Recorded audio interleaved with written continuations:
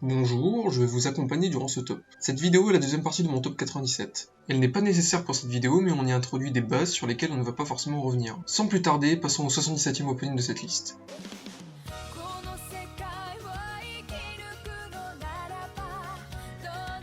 L'opening est bon, le premier épisode aussi, mais la suite ne va de nulle part. Inerte pour elle-même, dépressive, marionnette pour les autres, obéissante. Une fille s'étant proposée elle-même comme esclave, c'est bien ça. Puis rapidement, un squelette vient la prendre comme femme et apprentie pour vivre des aventures posées dans un univers fantaisiste où la contemplation prendra le pas sur l'action. Chaque image qui s'enchaîne pouvant devenir un fond d'écran. Est-ce que je parle de l'anime ou de l'opening? Ou les deux. Tout était là, intéressant au début, poétique aux F ensuite. Le prochain va aussi être poétique, car il va remettre en place l'opening 2 de Mob Psycho 100 sans une seule effusion de sang. Poétique, c'est très exagéré.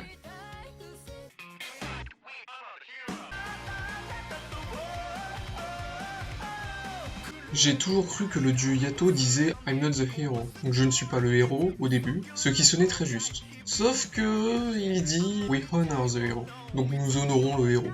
Il faudra toquer, car j'entends rien pour celui-là. Mais enfin, on a une leçon donnée à l'opening de Mob Psycho en termes de saturation de couleur.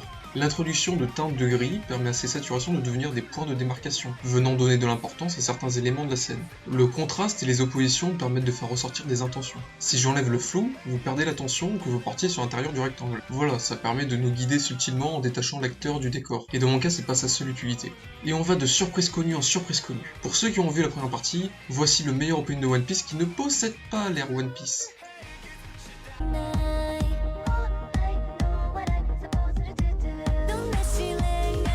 C'est limite mon opening préféré de One Piece, mais cet opening est un ovni et le but étant avant tout de faire de la pub, ça vend pas trop bien le projet. Mais qu'est-ce qu'il est juste par contre? Je vous conjure d'aller voir l'opening en entier car c'est une très belle lettre d'adieu à One Piece et ça tombe bien car on est juste avant l'île des hommes poissons, arc à partir duquel One Piece n'est plus que l'ombre de lui-même et je suis content qu'on lui ait rendu hommage d'une telle manière. C'est la fin officieuse de One Piece, et comme le disent si bien les paroles, One Piece va changer, Oda n'a pas de regrets et sait ce qu'il doit faire pour arriver au One Piece.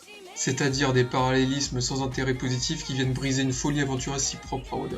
Et hélas, ce n'est pas le seul problème, mais ne soyons pas si moroses en parlant de ce sublime opening qui, par sa musique électro qui vient résonner en nous au rythme régulier, nous transportant vers une touchante mélancolie au lieu d'une simple nostalgie. Un opening qui divisera sans doute, mais qui s'empare d'une main de maître de la tâche qui lui a été attribuée. Vous préférez qu'on reparte sur du classique? À vos ordres.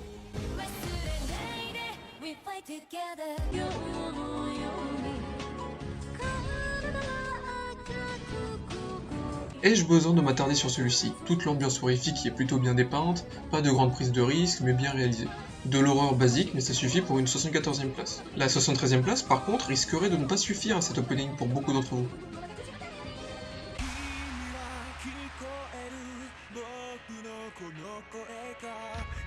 Cet opening présent dans tous les top openings du monde, et le mien aussi du coup, ne tient ça qu'à une musique jouissive qui, comme souvent avec les musiques, permet d'outrepasser le reste. Le reste étant les JPEG mouvants, les poses des persos et les scènes pas très recherchées. Pas de propos, mais une musique, une aventure et de la bagarre stylée. Youhou! Kamina, best perso, croire en moi qui croire en toi. Non, il est horrible. C'est un perso fait pour être adoré et c'est le cas. Bravo, vous n'avez pas de libre arbitre. Moi non plus, vous inquiétez pas, mais j'en suis conscient au moins. Mais rassurez-vous, il vous arrive d'être surprenant. La preuve, le prochain vous a grandement plu alors qu'il n'a pas grand chose pour être apprécié, avec des personnages tous plus irritants les uns que les autres, une absence de fil rouge, des histoires qui ne racontent rien, et un univers qui ne tient pas debout. Voilà, vous avez le cocktail de l'animation pure. Vous avez intérêt à adorer ça car c'est tout ce qu'il reste. Encore, on enchaîne ma parole.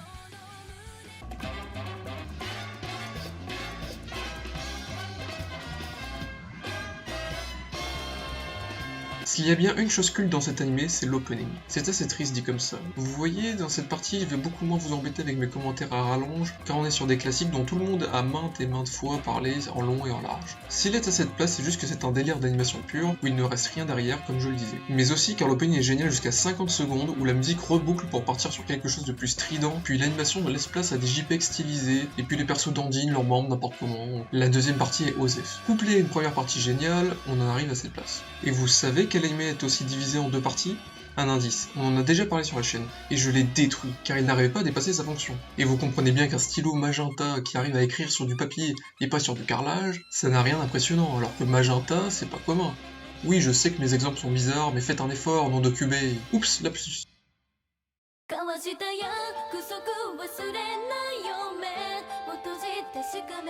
Bon, j'ai pas fait une vidéo totalement dessus, mais en partie. D'ailleurs, pour ceux qui pensent que j'ai un micro de merde, je vous suggère d'aller écouter ma vidéo sur Kill la Kill et Paula Magi Madoka Magica, vous allez vite changer d'avis. Pour ce qui est de l'opening, il n'est pas avare en situations diverses et variées, de plus, plusieurs se passent dans le même environnement pour ne pas faire trop plein, au contraire de The Ancient McCoy's Bride, qui ne nous laissait pas le temps de digérer les infos. C'est un opening et pas un trailer, je le rappelle. Pour le reste, j'aime bien le fait que l'opening nous montre d'ores et déjà la tournure sombre que l'anime va prendre, sans pour autant éveiller les soupçons. En effet, nous avons le droit à quelques bizarreries, tout le temps détournées en mignonnerie, mais pour autant bien présentes. On a tantôt du très lumineux, tantôt du très ombré, une protagoniste quasi constamment seule malgré un groupe de Magical Girls, une transformation lente et poétique, un esprit tout nu, de la boue très noire, de la pluie, un œil de chat avec une ombre inquiétante, et puis les dernières secondes tout simplement. Et c'est ce qui caractérise le prochain animé, qui prend une nouvelle dimension à chaque fois qu'on en apprend plus dessus. C'est l'air basique, mais ça ne l'est pas. C'est opening un peu quand même. Je vous laisse donc accueillir comme il se doit ce mastodonte qu'est Assassination Classroom. Oui, je fais du foreshadowing, et alors? J'ai vu que les gens adoraient le foreshadowing de bas étage.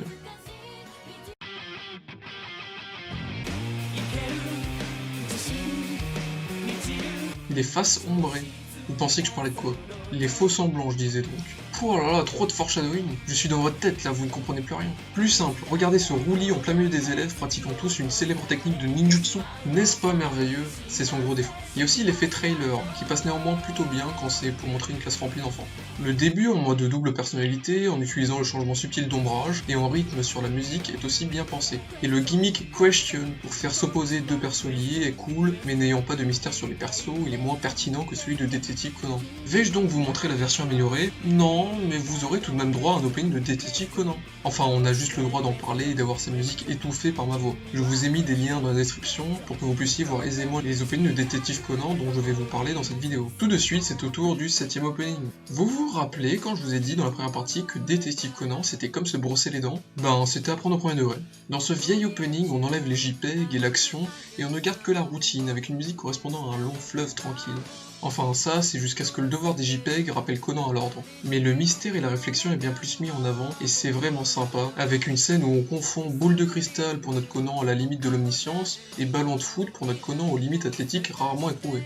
Et ai-je besoin de parler de cet arbre si basique et pourtant emblématique des openings de Détective Conan? Non. Et de même, ai-je besoin de vous dire de quel opening provient l'ère One Piece? Évidemment que non.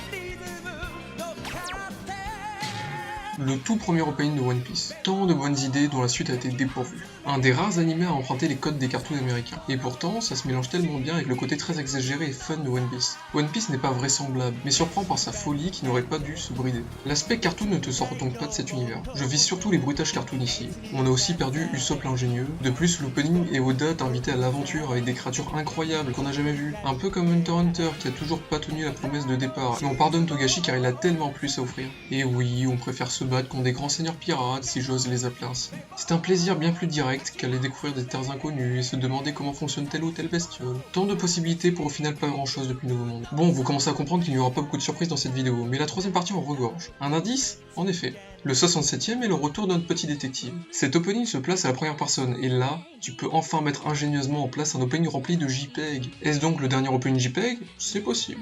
Nous sommes une caméra tenue possiblement par Conan qui se meut vers d'autres personnages faisant leur vie, donc pas forcément très actifs. C'est l'objectif qui avance, donc les JPEG passent bien jusqu'au point où on se rapproche trop d'un personnage, Takagi en l'occurrence, et que la monotonie se casse, ainsi que son nez j'imagine, car il se prend notre caméra en pleine gueule quand même. Il y a Sonoke qui va être sous le feu des projecteurs, et globalement pour les néophytes, tous les personnages réagissent plutôt dans leur caractère dans ces scénettes. Le préjugé selon lequel Détective Conan c'est l'histoire de Conan contre l'organisation des hommes en noir, c'est faux, et l'opening le montre bien. Autre préjugé qui est faux, c'est celui de Hinamatsuri.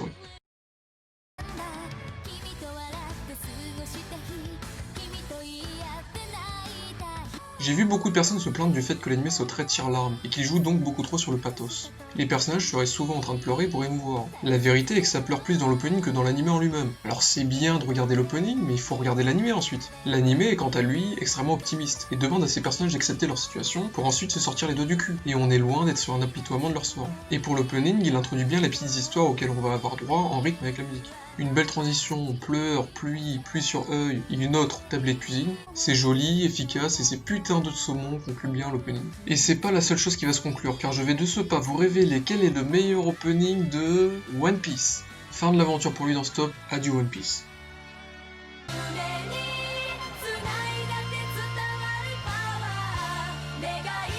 l'argent, l'aventure avec un grand A, comme l'argent, on dirait que c'est fait exprès. L'aspect cartoon toujours un peu présent, avec Usopp qui arrive à monter en altitude en nageant dans les airs. Le ciel justement, symbole de liberté, tout comme cette grande étendue d'eau à la Wind Waker. La découverte d'îles, les changements inopinés de direction, les feux de camp, dormir à la belle étoile, des aventures loufoques et incompréhensibles, l'aventure, la vraie. Et puis c'est le meilleur arc de tout One Piece, Water 7, et aussi le meilleur duel de tout One Piece, Luffy contre Usopp pour décider de l'issue du Vogue Mary. Convaincu? J'espère parce que le prochain va être plus retors. En effet, c'est ce qu'on appelle un plagiat dans l'industrie. Vous pouvez minimiser ça en disant que c'est un hommage, mais c'est se voler la face. Et ce qui est très amusant, c'est qu'elle a été sauvée du plagiat par l'œuvre qu'elle a plagiée. C'est-à-dire que l'œuvre plagie a tellement changé de paradigme en ne racontant plus la même histoire qu'au début, que cet animé dont je voulais vous parler, qui croyait faire du plagiat, n'a en fin de compte pas réussi à le faire, car il n'a pas compris toute l'étendue du matériau de base. Et donc, c'est deux œuvres qui étaient équivalentes au départ, mais qui n'ont plus rien à voir aujourd'hui. Et d'ailleurs, c'est un plagiat sympa qui a de nouvelles choses à apporter.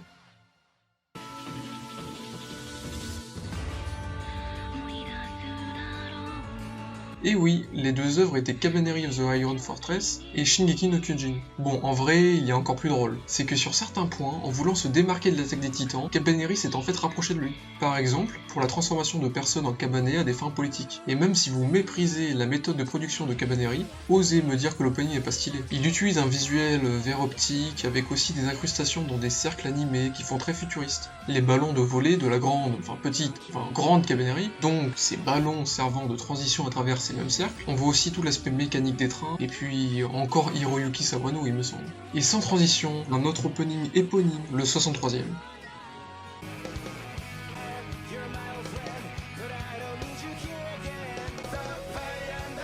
C'est exactement ça Nanatsu no Taizai. Du plaisir et de la souffrance. Surtout de la souffrance. Mais l'opening est du plaisir, avec des panoramas peu nombreux, mais tous plus beaux les uns que les autres. On a un Meliodas dans une tenue et environnement à la Ken le survivant, plus badass qu'il ne le sera jamais dans l'animé. Le très poétique Arbre à Vie, un mystérieux et sombre Gozer qui nous introduit à ses passe-passe et usurpations d'identité. Une musique qui se calme et diminue pour la présentation des faux vilains de cet arc. Puis l'explosion pour la descente des cieux des héros, qui est grisante avec un effet de mouvement parfait quand les péchés capitaux passent la caméra, où on aurait presque l'impression qu'un effet sonore l'accompagne. Sublime. C'est ce qui accompagne souvent nos pensées pour l'Orient, bien que je n'y sois pas très sensible.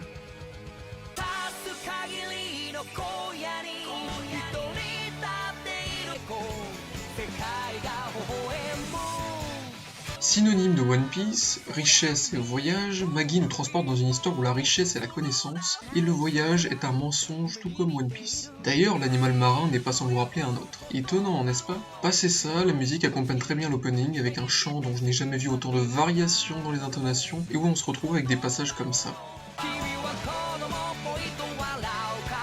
Où on ne peut que frémir de plaisir. Tout est au poil, dommage qu'on a se taper ces personnages-là.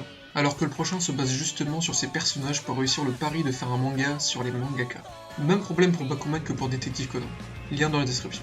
Alors celui-là va diviser par la voix de la chanteuse, mais une chose est indéniable, et que c'est spécial et qu'on apprécie les prises de risque ici, et j'accroche. Il y a deux coupures très importantes dans cet opening. La première, c'est quand Mashiro se rend compte de tout le travail accumulé en regardant sa main pleine d'encre, et que la voix fait des vagues réflexives qui reviennent en boucle et en rythme. On est pris dans la réflexion calibrée et infinie du héros. Puis on sort des doutes, on explose, on vit notre passion, on touche des doigts notre rêve. Il y a une super animation où on voit les mangaka avec leurs œuvres respectives, comme Hiramaru avec une loutre, Eiji faisant le guignol, ou encore Fukuda conduisant une moto. C'est l'apothéose. Consommez la culture, putain. Ah, de l'animation divertissante. Non, qu'est-ce que j'ai fait?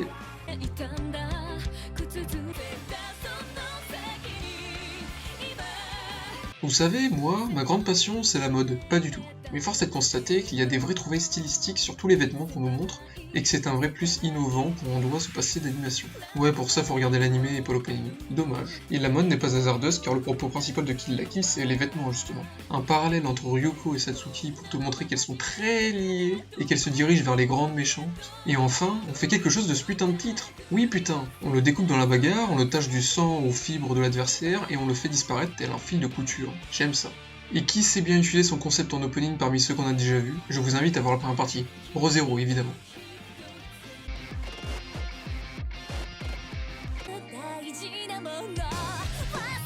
Dans Re:Zero, c'est comme un jeu vidéo. Il y a des checkpoints, et si tu meurs, tu reviens au dernier checkpoint, même s'il était loin derrière. Donc ce que vous voyez au début, c'est le début d'une nouvelle vie depuis son précédent lit de mort. Et la fin va se conclure sur sa mort, au même endroit en miroir.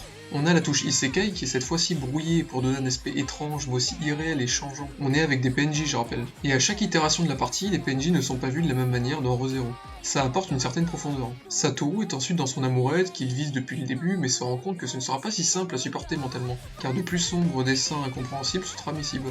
Et ça nous amène à la dernière scène où Subaru Natsuki essaye de sortir des ténèbres pour arriver en réalité au prochain checkpoint, qui va lui éviter de se retaper encore et encore les mêmes problèmes et de pouvoir les laisser derrière lui. Malheureusement pour lui, la sorcière l'en empêche, le checkpoint lui échappe, il meurt et doit tout recommencer. On sait donc que la gimmick du checkpoint sera réellement utilisée et pas pour résoudre le problème en seulement 2 tentatives.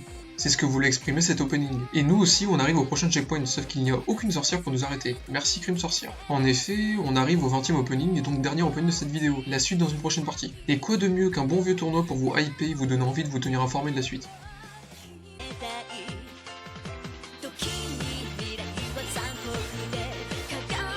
Un tournoi dans Fairy Tail, passage presque obligé des shonen depuis Dragon Ball, c'est feignant même si populaire, mais il y avait quelques bonnes idées dans ce tournoi.